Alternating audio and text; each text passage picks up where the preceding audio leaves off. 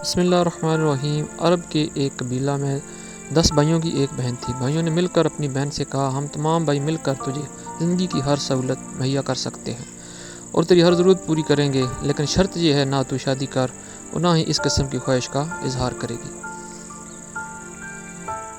کیونکہ تیرا شادی کرنا ہماری غیرت کے خلاف ہے۔ عورت نے اپنے بھائیوں کی خواہش کا احترام کیا اور ان کے ساتھ اپنی رائے بھی ملا دی۔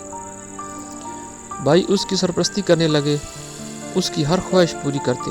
ان کے قبیلہ کے قریب ایک چشمہ تھا۔ اتفاقاً وہ لڑکی ایک دن اسی چشمہ پر غسل کرنے چلی گئی۔ اس کی لاعلمی میں ایک کیڑا اس کے رحم میں داخل ہو گیا۔ وقت گزرنے کے ساتھ ساتھ وہ کیڑا بڑھنے لگا اور وہ مثل حاملہ معلوم ہونے لگی۔ بھائیوں نے جب یہ صورتحال دیکھی تو وہ لڑکی پر تہمت لگانے لگے اور بدگمانی بھی کرنے لگے کہ ان کی بہن نے خیانت کا مظاہرہ کیا ہے۔ بالآخر لڑکی کو قتل کرنے کی ٹھان لی، حالانکہ جب لڑکی کی تفتیش کی گئی تو وہ باکرہ تھی۔ معاملہ مشکل ہو گیا، کوئی نہیں جانتا تھا کہ اس کا کیا حل کیا جائے۔